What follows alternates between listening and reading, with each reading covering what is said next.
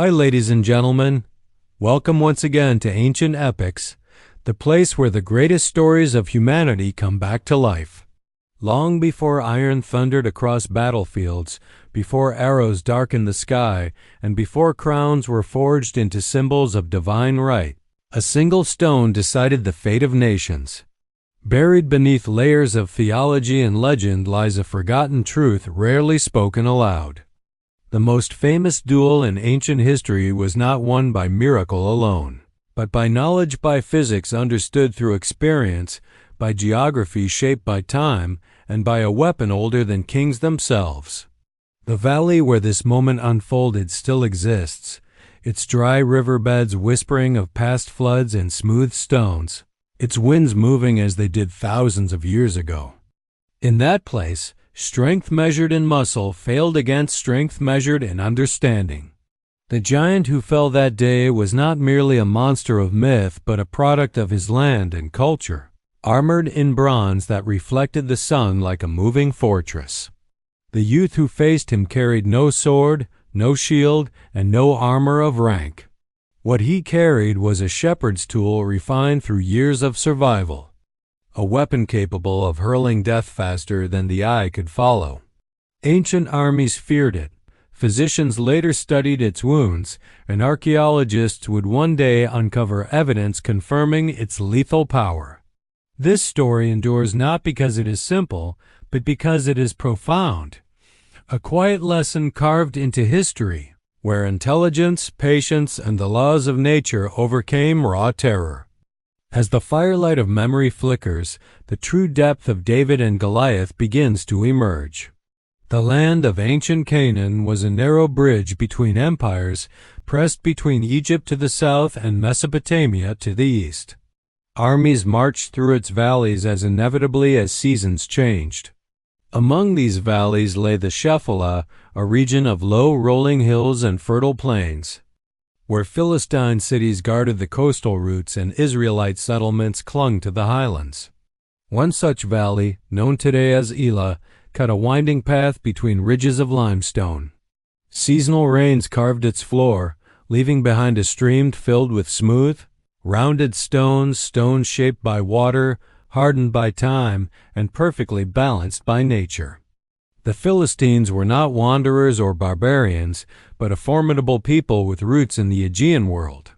Archaeology reveals advanced metallurgy, distinctive pottery, and organized military structure. Their warriors wore heavy bronze armor, greaves protecting the legs, and helmets designed to deflect blades. Goliath of Gath stood as the embodiment of this martial culture, a champion chosen not merely for size, but for terror. His presence alone could paralyze opposing forces. Height, weight, and bronze created an illusion of invincibility, especially against lightly equipped hill tribes. Opposing them stood the Israelites, whose strength lay not in heavy infantry, but in mobility, terrain knowledge, and adaptability. Many were pastoralists before they were soldiers. Shepherds learned early that survival depended on awareness, precision, and distance. Wolves, lions, and thieves did not announce themselves honorably. A shepherd's sling was not a toy, but a primary defense. Ancient slings, woven from wool or plant fibers, could accelerate stones to speeds exceeding modern hand-thrown projectiles by several times. Experiments and reconstructions demonstrate that a skilled slinger could release a stone at velocities comparable to early handgun bullets, delivering blunt force trauma capable of fracturing bone or causing fatal brain injury. David emerged from this world of hills and flocks. He was not trained in the rigid formations of heavy warfare, but in solitary vigilance. His weapon was an extension of daily life. The sling required years of practice to master, demanding rhythm, timing, and spatial judgment. Its effectiveness depended on terrain, ammunition, and calm focus. In the Valley of Elah, all these elements aligned. The smooth stones of the wadi were ideal, dense, aerodynamic, and balanced for stable flight. The open space allowed distance, while the giant's armor limited agility. Ancient medical texts and skeletal remains reveal the dangers of such weapons. Blunt trauma from sling stones often caused depressed skull fractures, loss of consciousness, or immediate death. Bronze helmets, though strong against blades, were less effective at dispersing kinetic energy. A precise strike to the forehead or temple could bypass even the finest armor. This was not chance but applied experience shaped by the environment. The confrontation that followed was brief but decisive. Goliath advanced as heavy infantry always had, expecting a close engagement where reach and mass ruled. David remained at range, where physics favored momentum over muscle. The sling whirled, converting circular motion into stored energy, then released it in a straight, unstoppable line. The stone flew with silent certainty, guided by years of repetition. It struck exposed flesh, and the giant fell, not as a symbol of mockery, but as a lesson written in gravity and force.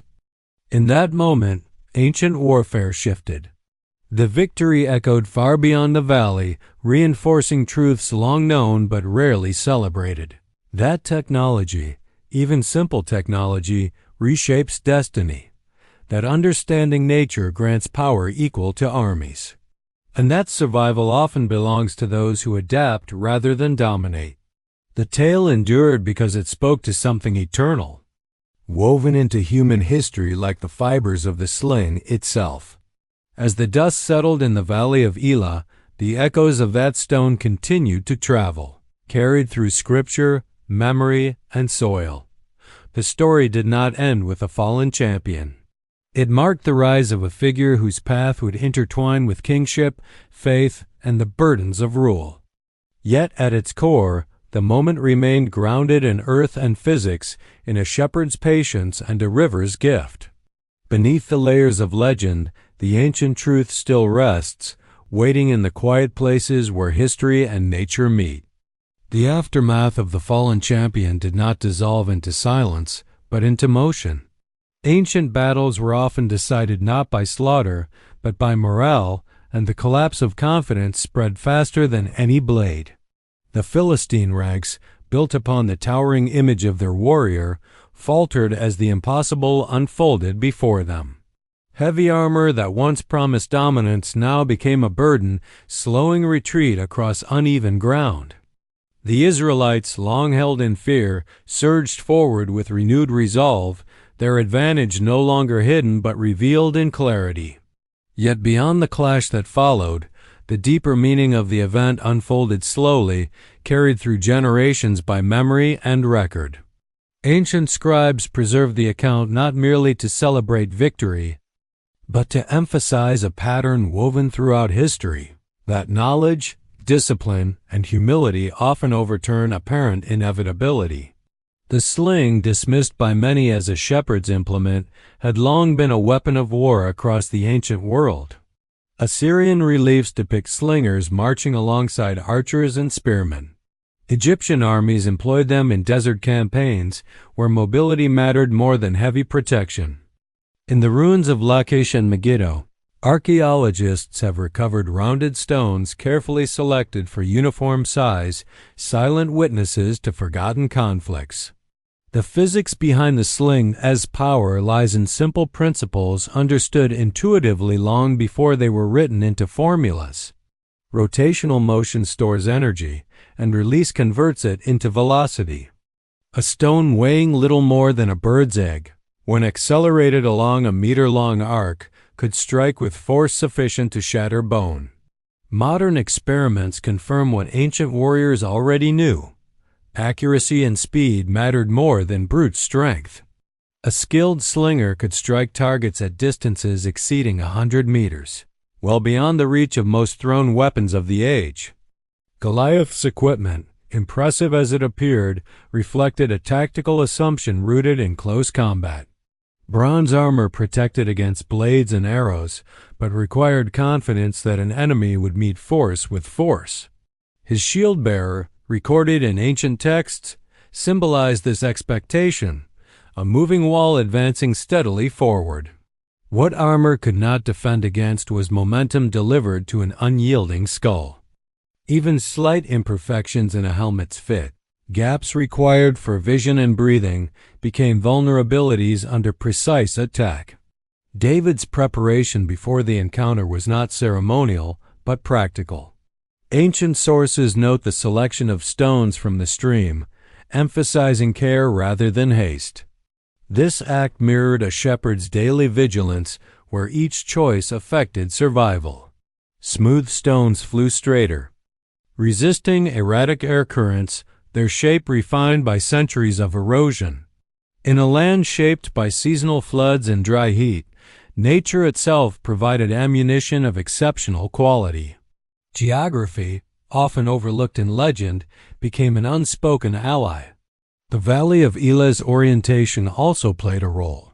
Opening westward toward the Philistine plain, the valley caught prevailing winds that could subtly influence projectiles. A trained slinger compensated instinctively, adjusting release angles through experience rather than calculation. Such skills were passed informally, from observation and repetition, not from written manuals. This embodied knowledge, learned through solitude and responsibility, stood in contrast to rigid military drills. Beyond the battlefield, the victory reshaped political realities. David's rise did not occur instantly, but the reputation forged in that valley followed him. In ancient Near Eastern cultures, champions carried symbolic weight beyond their individual deeds. Their triumphs were interpreted as signs of favor, alignment with order against chaos. Yet the narrative preserved restraint, avoiding claims that dismissed human agency. Strength and faith moved together, not in opposition. Scholars have long debated the physical stature of Goliath, noting ancient measurements that suggest exceptional height even by modern standards. Skeletal remains from Philistine sites indicate robust builds, consistent with a warrior culture emphasizing strength. Some medical historians have speculated on conditions that might affect vision or balance, but such discussions remain secondary to the clear tactical reality. Size alone does not ensure victory. Ancient warfare records repeatedly confirm this lesson, from nomadic horse archers defeating armored infantry to light naval vessels outmaneuvering larger fleets. The sling itself gradually faded from prominence as metallurgy advanced and composite bows dominated long-range combat. Yet its legacy endured. Roman armies would later deploy specialized slingers from the Balearic Islands, feared for their precision. Medical treatises from classical antiquity describe sling wounds as particularly dangerous due to internal damage without obvious external injury. These observations echo backward through time, illuminating the ancient battlefield where David stood. The story's endurance also lies in its restraint. The ancient texts do not linger on spectacle, but on consequence. Victory is followed by responsibility, fame by trial. David's later life, filled with triumphs and failures, reflects the complexity of leadership forged in hardship. The sling that brought him into history symbolized not dominance, but readiness and ability to act decisively when moments demanded clarity. In the quiet years that followed, shepherds continued to watch flocks beneath the same stars that once shone over the years that followed. Valley of Elah. Constellations known to ancient observers marked seasons and migrations, guiding lives shaped by land and sky. Orion rose in winter, the Pleiades signaled agricultural cycles, and the Milky Way stretched like a celestial river, mirroring the dry wadi below. These patterns framed human struggle within a vast ordered cosmos, reminding generations that even the greatest moments unfolded within laws older than kings. Thus, the fall of Goliath became more than a tale of triumph. It became a reflection of balance between power and precision, fear and understanding, tradition and adaptation. The stone that flew through the air carried with it the accumulated knowledge of countless quiet days, shaping a future far larger than its size. As memory preserved the event, It invited contemplation rather than boast, urging listeners across centuries to consider where true strength resides. The firelight of history dims and brightens with each retelling, but the core remains unchanged. In a valley shaped by water and time, a shepherd's tool revealed the enduring truth that mastery of nature, guided by discipline and purpose, can alter the course of human destiny. As centuries passed, the Valley of Elah grew quiet again. Armies moved elsewhere, cities rose and fell, and the stones returned to their patient stillness. Yet memory did not fade. Scribes, poets, and elders carried the account forward, not as a boast of violence, but as a meditation on order within the world. The story endured because it aligned human action with the deeper rhythms of nature, history, and moral balance. It spoke of a moment when preparation met circumstance with perfect precision. Archaeology continues to deepen understanding of this ancient landscape. Excavations in Philistine cities such as Gath reveal massive fortifications, iron production centers, and evidence of organized military supply chains. These findings confirm a society confident in strength and technology. In contrast, early Israelite settlements in the highlands show modest structures, reliance on pastoralism, and limited access to metals. Survival depended on adaptability rather than abundance. The encounter between David and Goliath thus reflected a broader tension between centralized power and decentralized resilience, a pattern repeated throughout human history. The sling, often underestimated in later imagination, deserves renewed respect. Its simplicity concealed sophistication. Crafted correctly, its cords balanced length and flexibility, while the pouch cradled ammunition just long enough for release. Mastery required understanding timing rather than force. Ancient slingers practiced from childhood, striking small targets at varying distances, learning to judge wind, slope, and elevation. Such skills were inseparable from daily life, honed without ceremony or recognition. When history demanded them, they were already complete.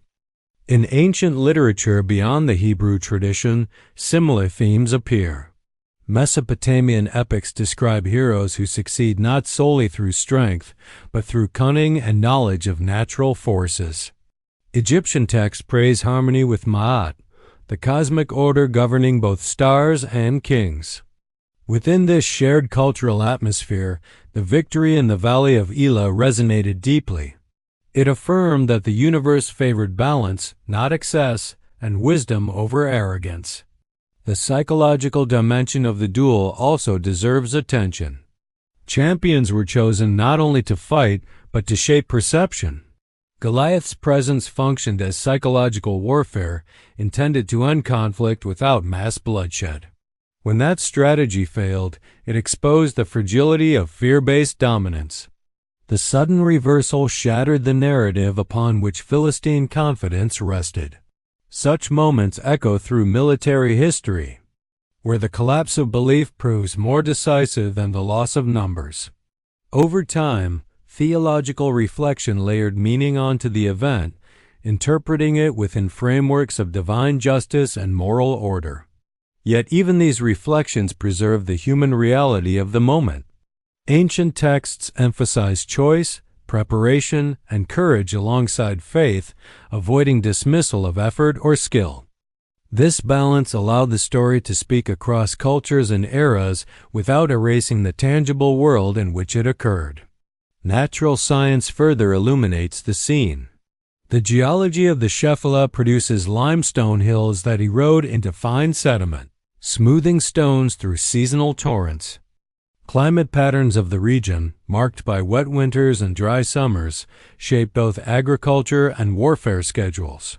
Battles often occurred after harvests, when provisions were available and fields lay open.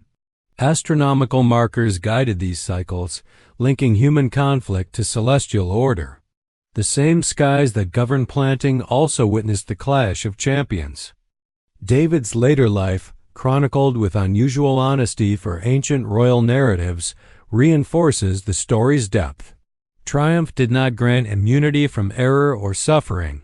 Leadership demanded restraint, accountability, and constant negotiation with power. The shepherd who once relied on a sling would later face challenges no weapon could solve. In this continuity, the early victory stands not as an endpoint, but as a foundation, a reminder of origins grounded in humility and attentiveness. The enduring power of the account lies in its quiet realism. No armies vanish into mythic mist. No laws of nature bend. Instead, ordinary elements, stone, cord, wind, and gravity converge at a decisive instant.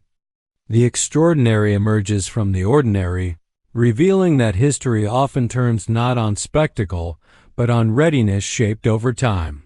This truth resonates precisely because it remains plausible, anchored in the physical world as much as in memory. Today, visitors who walk the Valley of Elah encounter silence broken only by wind and birds. Modern roads pass nearby, yet the land retains its ancient contours. Standing there, one senses continuity rather than distance. The stones still lie scattered, indistinguishable from one another, each carrying the potential history once granted to one. Such places remind humanity that moments of transformation often occur quietly, unnoticed by the world until long after they pass. Thus, the story of David and Goliath endures not merely as a tale of victory, but as a testament to alignment between human intention and natural law, courage and restraint, belief and action. It invites reflection rather than conquest, urging remembrance of the subtle forces that shape destiny. Beneath layers of tradition and retelling, the core remains simple and profound. Mastery is born long before it is revealed, and the smallest instruments, guided wisely, can change the course of history. If these ancient voices touched your heart today, please consider subscribing to Ancient Epics and ringing the bell so you never miss the next forgotten tale. Thanks for watching.